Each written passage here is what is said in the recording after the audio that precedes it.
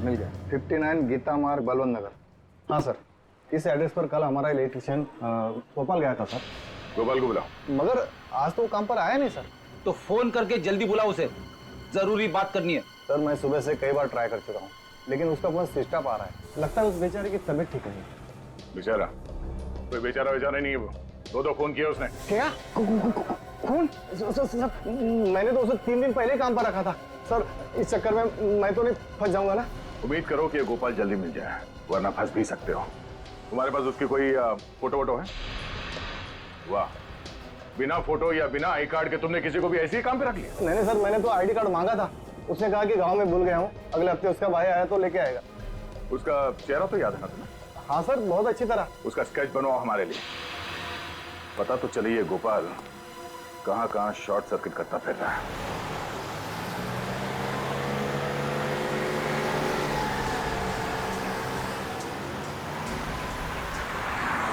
Sir उस electrician ने बहुत लंबी चौड़ी प्लानिंग की दीपक और हेमा को मारने। सर ना सिर्फ उसने उनके लैम्प के तार के साथ छेड़खानी की, बल्कि उनके चाय में बेहोशी की दवा भी मिला दी। मुझे तो लगता है कि एसी ठीक करने के बाद भी वो घर से गया ही नहीं होगा, वहीं पे कहीं छुप के बैठा होगा, इंतजार कर रहा होगा कि कब वो दोनों वापस आएंगे और कब वो उनकी चाय में वो बेहोशी की दवा मिलाएगा। पर यह बात तो सिर्फ दीपक का नौकर गोपी ही जानता था कि उन दोनों को रात में चाय पीने की आदत है। सर मुझे तो लगता है ये गोपी भी इस जुर्म में शामिल है, क्योंकि सर बिना किसी अंदर वाले की मदद के ये गुनाह कर पाना थोड़ा मुश्किल लगता है सर। गुनाह किसी अंदर वाले ने किया है या किसी बाहर वाले की मदद से किया गया है, ये तो स्केच की पहचान होने के बाद ही पता चलेगा। हाँ श्रेया, अच्छा उस इलेक्ट्रिशियन का स्केच है हमारे क्रिमिनल रिकॉर्ड में? क्या नाम है उसका? ओके ठीक। हाँ बोलो। अच्छा ठीक है सर, वो इलेक्ट्रिशियन गोपाल एक तनुज नाम का पुराना मंझा हुआ अपराधी। तनुज? और वो धमकी भरे खत, उसका कुछ पता चला? हाँ सर, उन पे लगे हुए इंग्लिश के निशान बताते कि वो रंगा नाम के मुजरिम थे। सर इस रंगा का भी पुराना रिकॉर्ड है, बिल्डर्स बिजनेसमैन वगैरह को धमका के पैसे लेते। तब ये तनुज रंगा के लिए काम कर रहा है। और सर रंगा ने शायद उन दोनों को इसीलिए मरवा दिया क्योंकि दीपक ने उसे पैसे देने से इनकार कर दिया। लेकिन सर हम इस रंगा तक पहुंचेंगे कैसे, क्योंकि हमारे पास इसका कुछ अता पता भी नहीं है। निखिल, चूहे को बिल से बाहर निकालने का सबसे अच्छा तरीका क्या है जानते हो? क्या है सर? चूहे के बिल के बाहर रोटी का टुकड़ा फेंको और आराम से बैठ के तमाशा देखो। इस रंगा नाम के चूहे को बाहर निकालने के लिए रोटी खिलाएगा मनीष, दीपक का पार्टनर मनीष।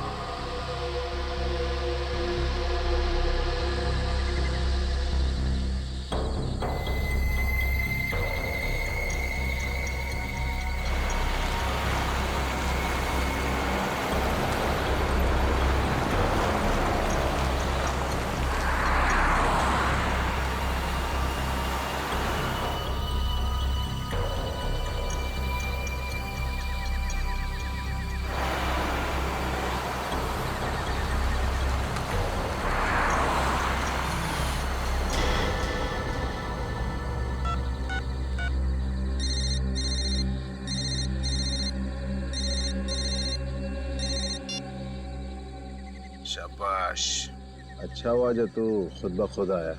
तेरे सिर पे रंगा का हाथ है, अब तेरा कोई बाल भी बाका नहीं कर सकता। पूरे पैसे लाया ना? हाँ पूरे हैं, चाहे तो गिन लीजिए। हमें अपने क्लाइंट पर पूरा भरोसा होता है, तू कम पैसे देने की गलती कभी नहीं करेगा। अच्छा एक काम कर, बाहर निकल, ब्रीफ केस सड़क पे छोड़ और जा। ठीक है।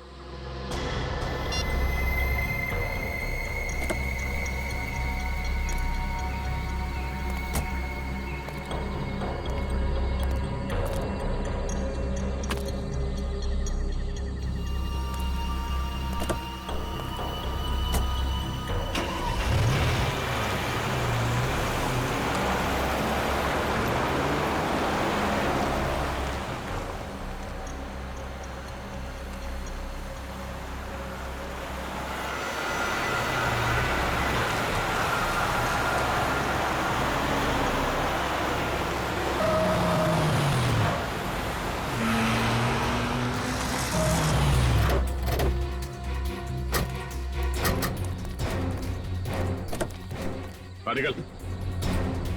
सीआईडी धोखा किया उसने मेरे साथ, छोड़ूंगा नहीं मैं उसको। सीआईडी के सामने धमकी देता है। विनीत, गाड़ी में से बैग निकालो। जाने दो मुझे, रंगा नाम है मेरा, रंगा। मेरा नाम से ही पत्ते थर थर कांपते हैं। और मेरा नाम दया है। मेरा नाम सुन के मुजरिम सूखे पत्ते बन जाते हैं। साहब मुझे माफ कर दो साहब। साहब अब शेर है, मैं चूहा हूँ साहब। मेरा आपका मुकाबला है साहब। दीपक को क्यों मारा?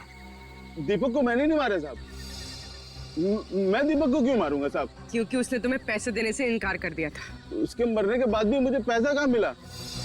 साहब मैं तो छोटा मोटा गुंडा हूँ, तो छोटी मोटी धमकी देता हूँ, पैसे ऐडता हूँ साहब। खून करने की तो मैं सोच भी नहीं सकता साहब। झूठ मत बोल।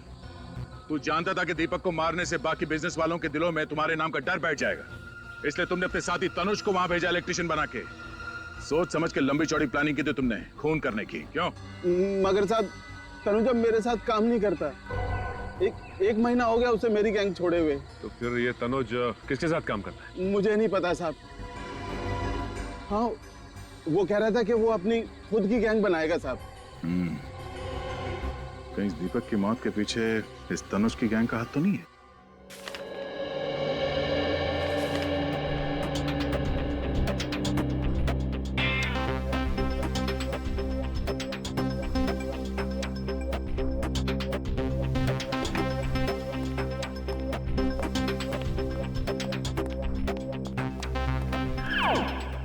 सर, आपने कभी कबड्डी खेली है? कबड्डी? कबड्डी? हाँ, कॉलेज के दिनों में तो बहुतों को चित किया हमने। पर ये सवाल पूछ क्यों रहे हो? कुछ मैच वैच होने वाला है क्या? अरे नहीं सर, दरअसल बात यह है कि तनुज के लेकर मेरे दिमाग में कुछ सवाल आपस में कबड्डी कबड्डी खेल रहे, और जब तक उन सवालों के जवाब मुझे मिल नहीं जाते तब तक मेरी सांस अटकी रहेगी।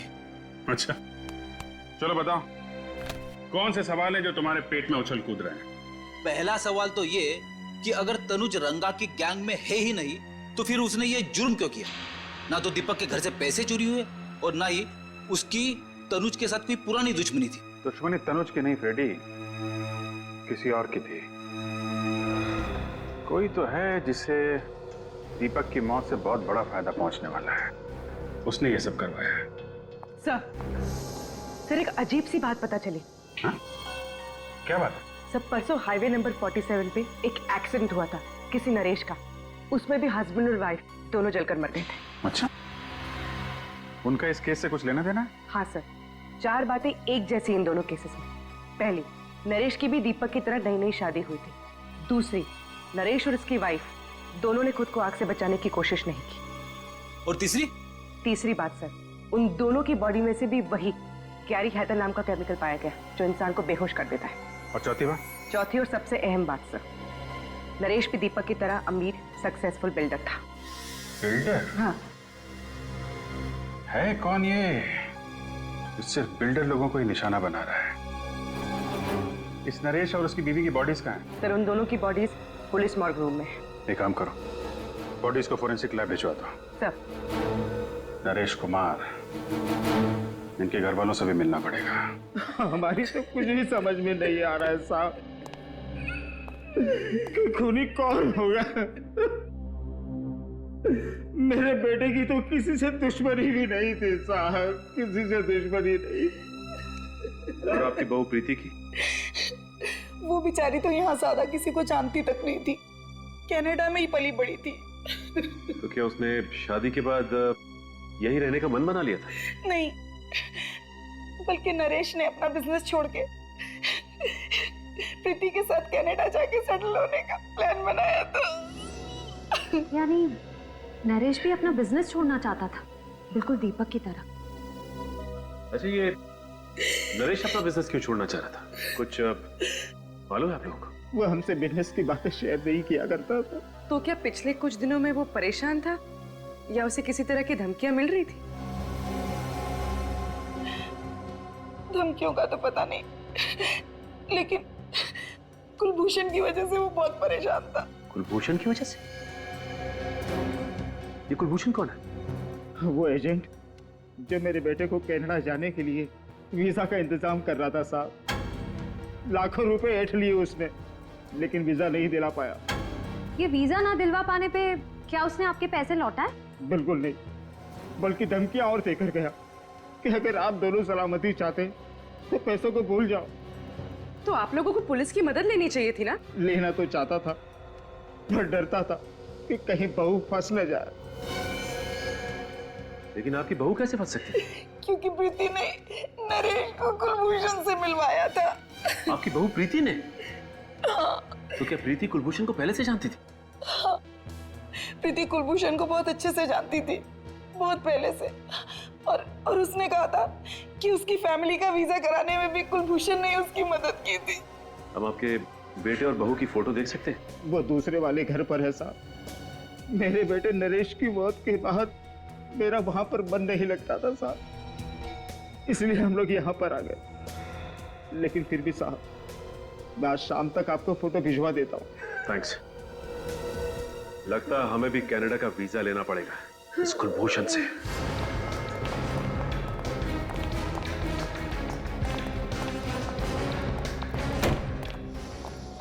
संभाल के भाई। भाई साहब, यहाँ का मालिक कौन है?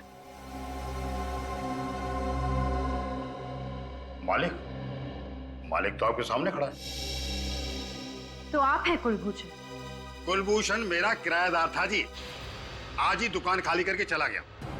कुलभूषण चला गया? अरे चला क्या गया जी, मैंने उसे निकाल दिया। बहुत शिकायत थी उसके खिलाफ कि वो शराफत की आड़ में बहुत गैरकानूनी काम करता है। भाई साहब, ठीक तरह से निकालिए, कभी भी आ जाएगा, कहेगा मेरा फोटो खराब कर दिया। भाई साहब, ये बताइए कि आपके पास उसकी फोटो तो होगी ना? फोटो तो मेरे पास है, और मैं आपको क्यों दिखाऊं? क्यों? देखिए, हम लोग सीआईडी से, और हमें शक है कि कुलभूषण का हाथ दीपक नाम के बिल्डर के खून में भी। वो दीपक कुमार जो 2 दिन पहले अपने घर में जलकर मर गया था? जी हाँ, हम उसी की बात कर रहे हैं। एक मिनट। ये वो एग्रीमेंट है जिससे दुकान को मैंने किराए पर दिया था। मैं उससे सिग्नेचर करवाने लाया था, उसका फोटो इसमें है, देखिए।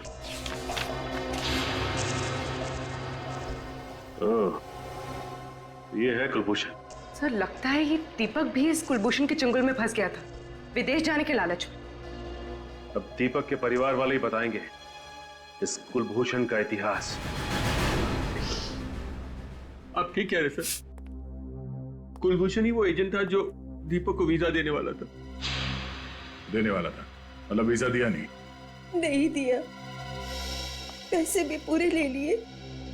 जब भी हम लोग फोन करते यही कहता, आज दूंगा, कल दूंगा, यही कह के हमें बेवकूफ बनाता रहा। दीपक ने तो बोल भी दिया था कि 1 हफ्ते में वीजा बना के दे देना, नहीं तो पैसे लौटा देना, नहीं तो हम पुलिस में कंप्लेन कर देंगे। फिर क्या? हमने अपना बेटा खो दिया। अच्छा, अब दीपक को धमकी भरी चिट्ठियां आती थी, इसके बारे में कुछ मालूम है आप लोगों को? नहीं, दीपक ने इसके बारे में कुछ नहीं बताया हमें। अच्छा, इस कुलभूषण को कैसे जानते थे आप लोग? हम नहीं जानते थे, हमारी बहू हेमा अच्छी तरह से जानती थी, उसी ने हमें मिलवाया था। पर हेमा तो बाहर पली बड़ी है, तो वो कुलभूषण को कैसे जानती थी? मुझे नहीं मालूम। नरेश को कुलभूषण से मिलवाया उसकी बीवी प्रीति ने, और दीपक को मिलवाया हेमा ने। और सर, हेमा और प्रीति दोनों ही कुलभूषण को अच्छी तरह से जानती थी, विदेश में पली बड़ी होने के बावजूद। लगता है प्रीति और हेमा दोनों का आपस में कोई ना कोई कनेक्शन है।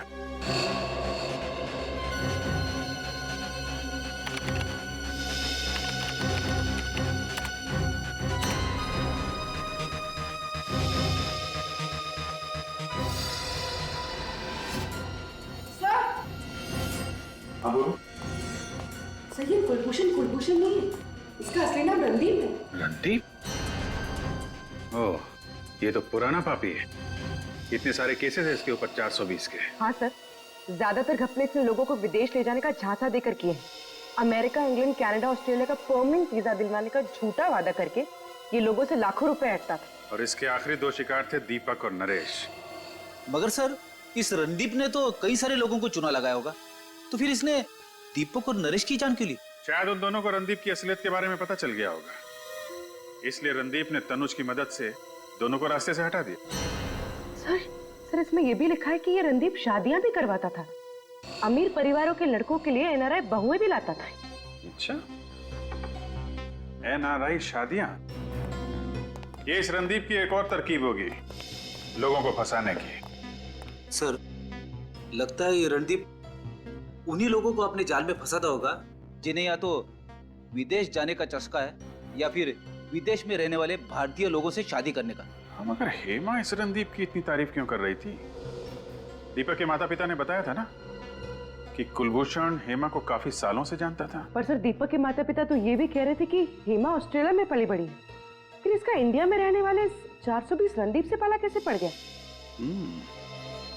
और नरेश के माता पिता भी कह रहे थे कि उनकी बहू प्रीति काफी सालों से कुलभूषण को जानती थी। सर, इस रणदीप ने पहले हेमा और प्रीति को अपने जाल में फंसाया और फिर उनके जरिए दीपक और नरेश को अपना शिकार बनाया।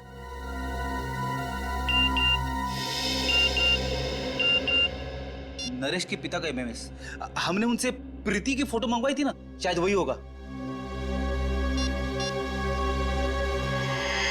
हाँ सर, ये प्रीति है।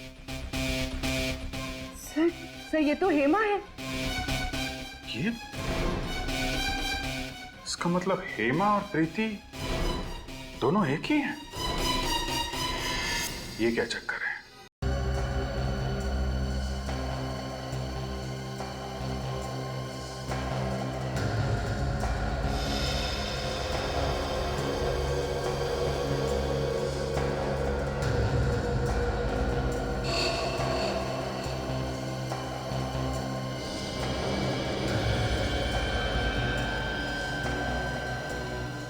अब फोटो के अंदर घुस ही जाओगे क्या सालू के साथ? इतनी बारीकी से क्या देख रहे हो? हेमा की आंखें। नहीं तो क्या मिला कुछ आंखों में आपको? ढूंढ रहा हूँ अभिजीत, मैं ये पता करने की कोशिश कर रहा हूँ कि हेमा को हेड्रोक्रोमिक इरिडोसाइसिलिया नाम की बीमारी थी या नहीं। हेड्रोक्रोमिक इरिडोसाइसिलिया, ये क्या होता है डॉक्टर साहब? बच्चे, एक आंखों की ऐसी बीमारी होती है जिसका अगर वक्त पर इलाज न किया जाए तो आंखों की रोशनी जाती रहती है। अरे बाप रे, ये तो बड़ी खतरनाक बीमारी है। मतलब हेमा और प्रीति को ये बीमारी थी? अभिजीत, इन दोनों लाशों के ब्लड में तो मुझे इस बीमारी के लक्षण दिखाई दिए, लेकिन इस हेमा की आंखों में मुझे इस बीमारी का जरा भी कोई लक्षण दिखाई नहीं दिया। इसका मतलब इन दोनों लाशों में हेमा नहीं है ना। हेमा की जगह किसी और को लाके जला दिया गया है। सर, अगर हेमा जिंदा है तो फिर वो गई कहां? और अगर ये लाश हेमा की नहीं है तो फिर है किसकी? सभी अस्पतालों से उन मरीजों की लिस्ट निकालो जिन्हें ये आंख वाली बीमारी थी, फिर देखते हैं उनमें से कौन कौन गायब है। पर आप लोगों को इस हेट्रोक्रोमिक इरिडोसाइसिलिया के मरीजों की लिस्ट चाहिए क्यों? केस सॉल्व करने के लिए। हम लोग सीआईडी से। ओह, एक मिनट। बहुत रेयर बीमारी है ये सर, बहुत कम लोगों को होती है। ये है उन मरीजों के नाम। तो कम से कम 50 नाम है। श्रेया, काम करो, मिसिंग पर्संस ब्यूरो की लिस्ट निकालो और देखो इन मरीजों में कोई है क्या।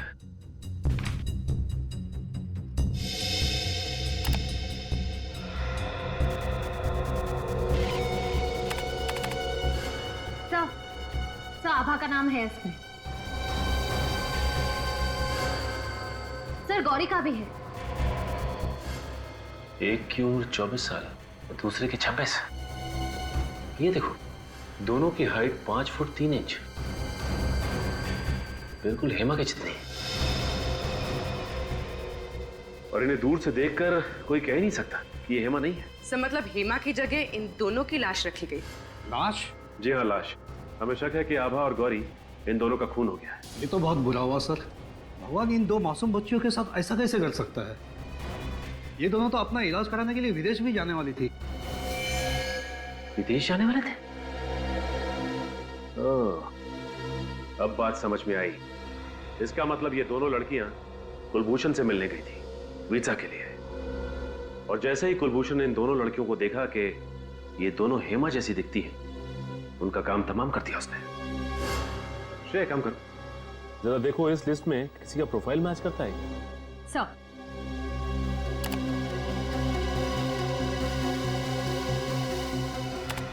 सर सर है, ये पूनम इसकी प्रोफाइल हेमा के प्रोफाइल से मैच करती है। तो इसका मतलब पूनम की जान भी खतरे में है। सर ये रहा बंगला नंबर 23। सर पूनम यही रहती है।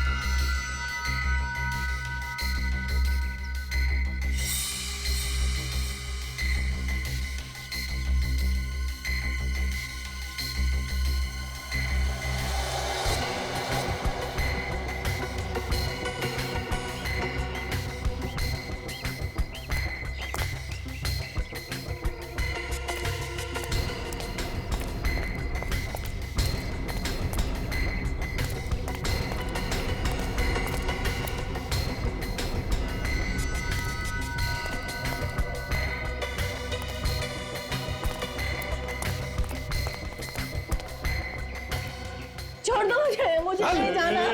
प्लीज मुझे छोड़ दो, मुझे नहीं जाना कहीं। छोड़ दो। तो रणदीप और तनुज है।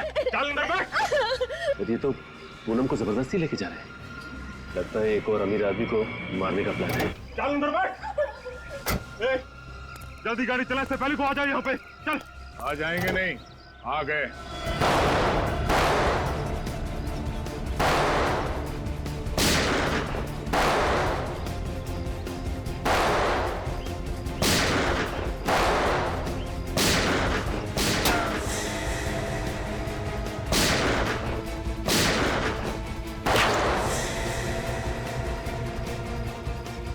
विनीत, कवर करो मुझे। Yes sir.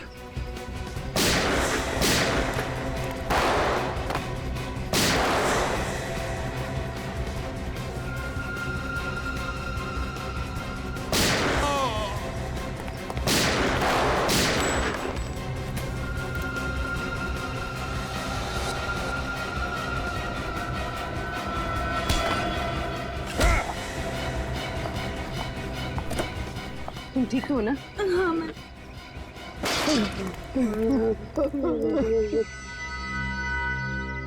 मेरी भतीजी, वो चुन चुन कर अमीर लोगों को फंसा कर शादी करते, और मैं उन्हें वीजा का लालच देकर लाखों रुपए ऐंठ लेता था। और जब तुम लोगों को महसूस हुआ कि ये मुर्गी और सोने के अंडे नहीं देगी, तो तुम लोगों ने दो दो खून कर दिए, एक लड़के का और उन मासूम बेचारी लड़कियों का जिन्हें आंखों की बीमारी है। हाँ? ये सब रणदीप का प्लान था। मैं तो सिर्फ सुपारी लेकर खून करता हूँ। तुम्हारा अगला शिकार कौन है? हाँ? और किसका करने वाला है? गौरव। गौरव कौन? मशहूर बिजनेसमैन गौरव विक्रांत। वो इस वक्त हेमा से शादी कर रहा है। कहाँ है ये शादी? ये शादी कहाँ है?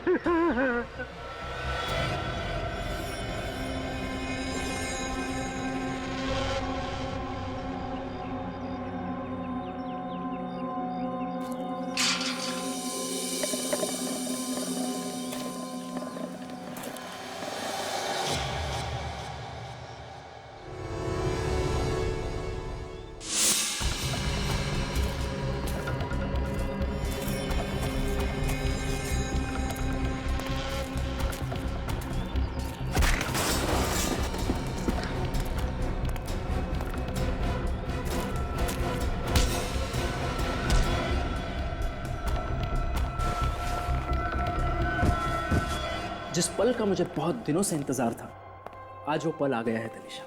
तुम्हें पता है, तुमसे शादी करना मेरी जिंदगी का सबसे अहम फैसला है। गलत? सबसे सही फैसला तो ब्राजील जाने का है ना गौरव? गौरव ब्राजील जाए या ना जाए, तुम जरूर जाओगी जेल।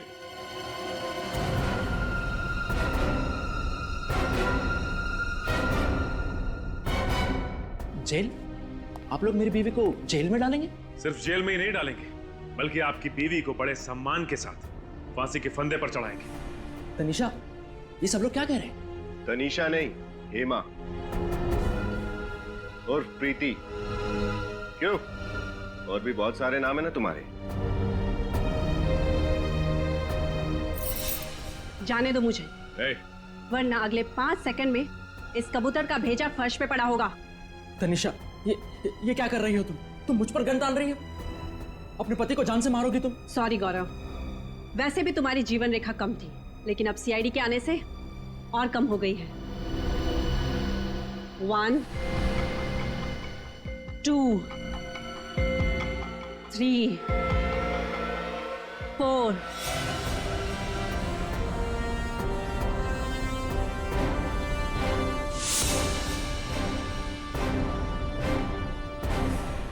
जाने दो मुझे। जाने दूं?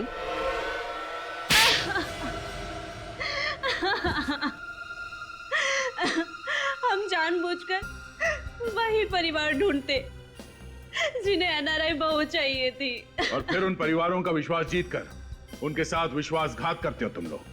मैं चाचा जी को कुलभूषण बनाकर अपने ससुराल वालों से मिलवाती और खुद एक अच्छी बहू बनने का नाटक करती रहती। शादी जैसे पवित्र बंधन का गलत इस्तेमाल करके तुमने बहुत ही भयानक गुनाह किया है। तुम्हें तो फांसी ही होगी। गोपी, गोपी,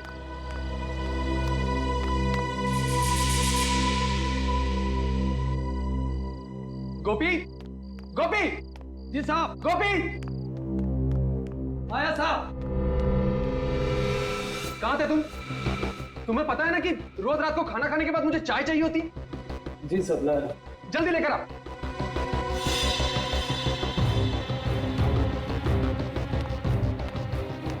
कभी कभी तुम्हें क्या हो जाता है दीपक? तुम्हें पता है ना कि गुस्सा करते हुए तुम बिल्कुल अच्छे नहीं लगते।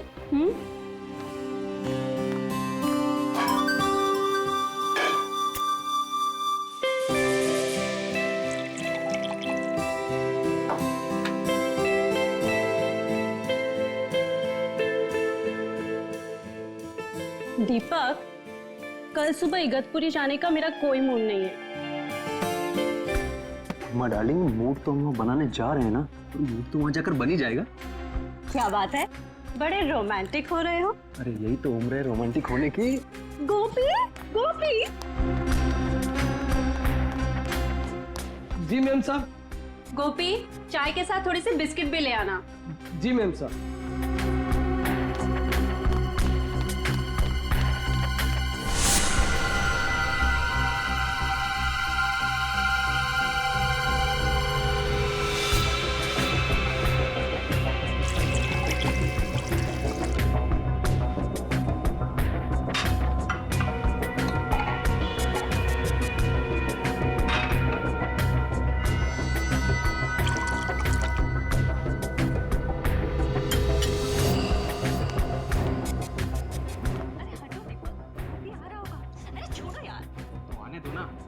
शादी की है मैंने तुमसे, कोई भगा के थोड़ी लाया हूं। हटो हटो, छोड़ो।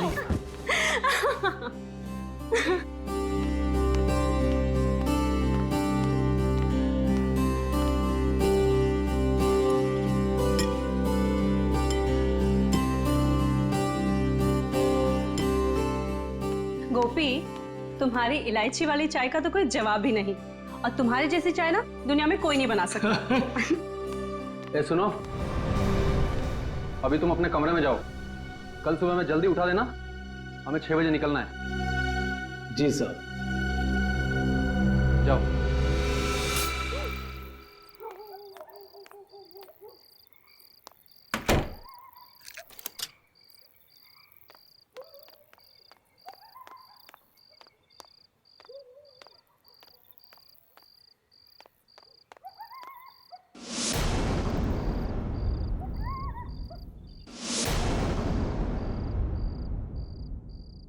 दीपक, हेमा, दीपक, दीपक, दीपक रेडी? नहीं साहब, अभी तक तो वो लोग सो रहे हैं। क्या? हमें 6 बजे बुला के खुद सो रहा है? दीपक, दीपक, क्या हुआ? कुछ जलने की बुआ आ रही है ना? मुझे भी आ रही है। तब आओ देखते। दीपक,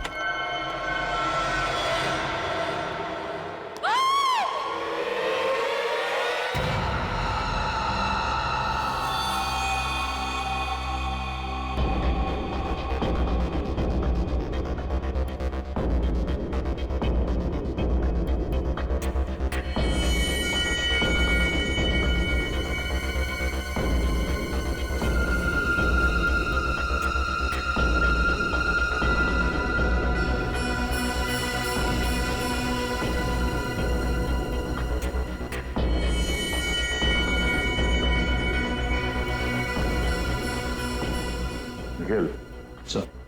जरा उस सर्वेंट गोपी को बुलाओ। सर।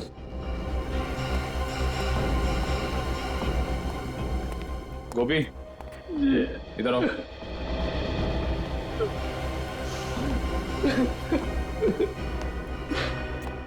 सुनो, जरा अंदर चलो।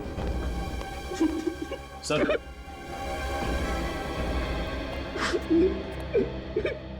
गोपी, कल रात जब यहाँ पे आग लगी तब तुम कहाँ थे? सर, अपने कमरे में सो रहा था। तुम सो रहे थे? तुम्हारे साहब और मेम साहब यहाँ पे चीख रहे थे, चिल्ला रहे थे और तुम खर्राटे मार रहे थे। ऐसी कौन सी नींद है तुम्हारी जो इनके चीखने पे या आग के धुएं से नहीं खुली? अरे नहीं सर, हमारा कमरा वहाँ नीचे है ना, वहाँ धुआं नहीं पहुंचा, इसलिए। मगर चीखे तो पहुंची होंगी ना? कान में रुई डाल के सो रहे थे क्या? अरे नहीं सर, चीखें नहीं सुनाई थी। नहीं भाग के ना अपने साहब को बचाता ना, वो तो थोड़ी सी पीनी।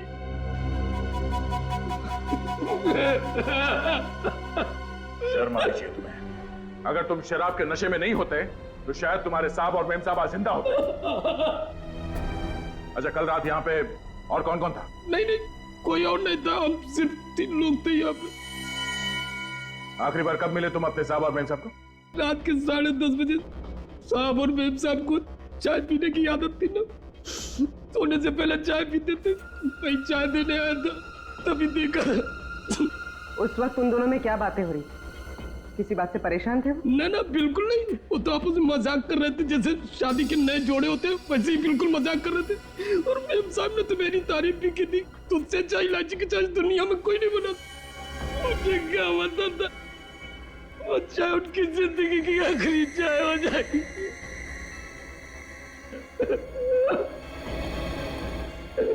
कमाल है, इस कमरे में आग लगी पर पलंग और गद्दे के अलावा यहाँ पे और कुछ नहीं जला। पर सर, जब दीपक और हेमा आग में जल रहे थे, वो चुपचाप सोते रहे। वो चीखे क्यों नहीं, चिल्लाए क्यों नहीं, यहाँ से भागे क्यों नहीं? पर कहीं ऐसा तो नहीं कि पहले दोनों को मार के बेड पे सुला दिया और बाद में आग लगा दी? अब ये तो डॉक्टर सालों के ही बताएंगे कि मार के सुलाया है या सुला के मारा है।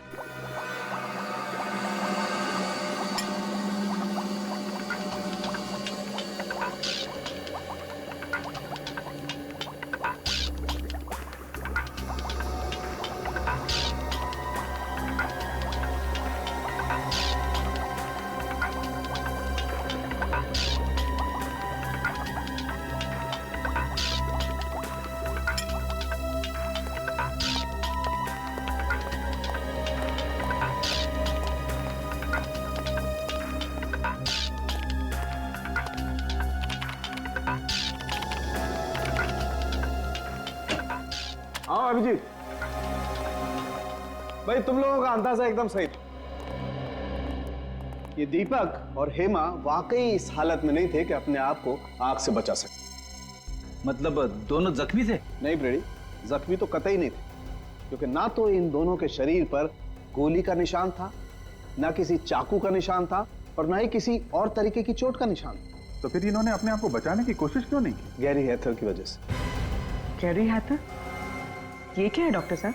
पूर्वी एक किस्म का केमिकल होता है जो अधिकतर एनेस्थीसिया या बेहोश करने की दवाइयों में मिलाया जाता है, और वही गैरी हैथर मुझे इन लोगों की चाय में मिला। ओह, तो जब आग लगी थी तो दोनों बेहोश थे? बिल्कुल। इसलिए बेचारे ना तो चिल्ला सके और ना ही भाग सके। हाँ, आओ बताता हूँ।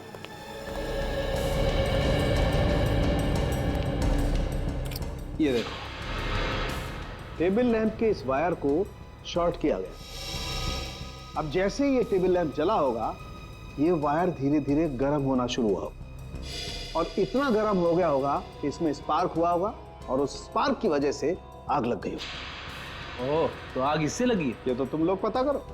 आग कैसे भी लगी हो डॉक्टर साहब, लेकिन ये तो पक्का है कि दोनों का खून हुआ है। एक मर्डर है। खूनी को मालूम था कि दोनों रात में सोने से पहले चाय पीते, इसलिए चाय में उसने बेहोशी की दवा मिला दी और दोनों को बेहोश कर दिया। कुछ देर के बाद शॉर्ट सर्किट हुआ और आग लग गई। सर, घर का नौकर गोपी कह रहा था कि रात को 10:30 बजे चाय देने के बाद वो अपने कमरे में सोने चला गया था। रात को मेन गेट उसी ने बंद किया और फिर सुबह उसी ने खोला। सर, तो कहीं ये सब गोपी ने तो नहीं किया? हो सकता है। मुझे लग रहा है कि ये काम अकेले गोपी के बस का नहीं है, कोई और भी है जो इसके साथ मिला हुआ है। पहले एक काम करते हैं, दीपक और हेमा, इनकी पूरी डिटेल्स निकालते हैं, इनकी पूरी हिस्ट्री।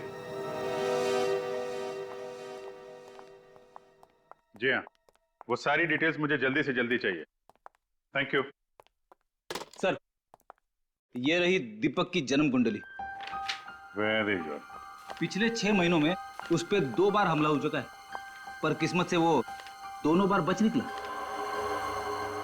और दोनों बार जब इस पे हमला हुआ तो ये मीटिंग के लिए अकेला जा रहा था। सर, अगर ये कोई बिजनेस से रिलेटेड दुश्मनी होती फिर तो उसे दीपक के पार्टनर मनीष को भी अपना निशाना बनाना चाहिए था। सिर्फ दीपक ही क्यों? वही तो हैरानी की बात है सर।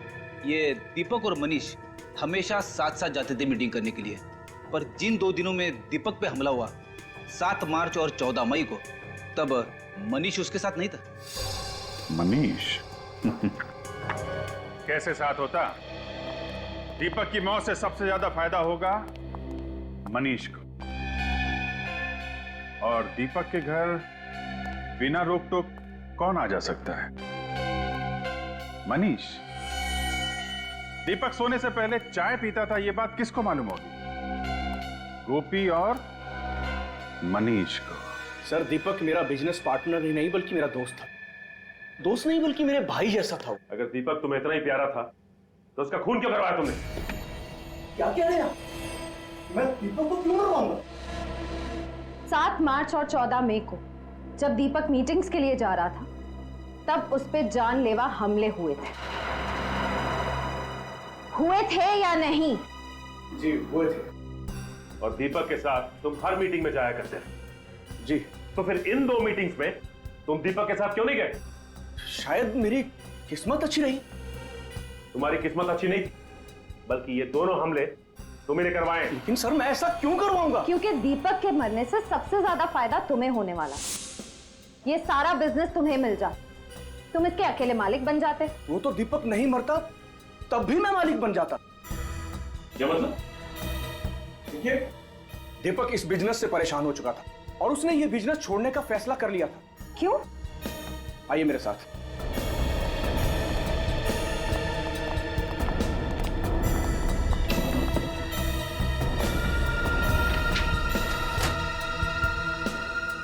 दीपक बिजनेस इनकी वजह से छोड़ रहा था।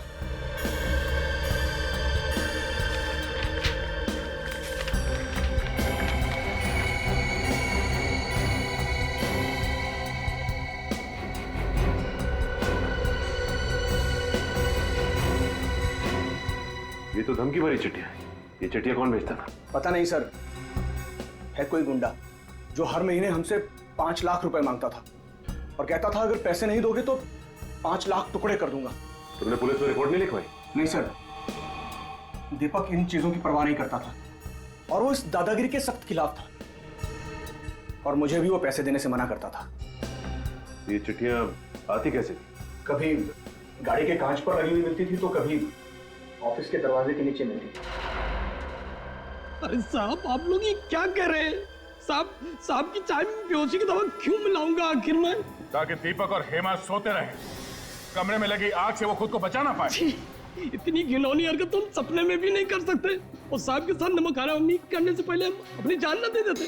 समझ क्या रखे आप लोग। देख, ये सब बातें किताबों में अच्छी लगती हैं, और सच तो ये है थोड़े से पैसे के चक्कर में तेरा ईमान टकमका गया। तूने अपने साहब और मेम साहब की जान ले ली, समझा? अरे झूठे साहब, ये झूठे। किसने दिए थे तुम्हें पैसे ये सब करने के लिए, बताओ? किसी ने नहीं दिए सब। तो फिर तुमने चाय में वो नशे की दवाई क्यों मिलाई? हाँ, लैम्प के साथ छेड़खानी क्यों की तुमने? बोलो, शॉर्ट सर्किट क्यों किया? उस लैम्प को मैं क्या छूऊंगा? मैं कैसे छेड़खानी कर सकता हूँ उसको? मुझे तो वो बाथरूम का जो पानी गर्म करने वाला होता है वो भी चलाना नहीं आता, तो इसको क्या छूऊंगा सर? इस घर में सिर्फ 3 लोग रहते, दीपक, हेमा और तुम, जिनमें से 2 मर चुके हैं, तो बचे सिर्फ तुम।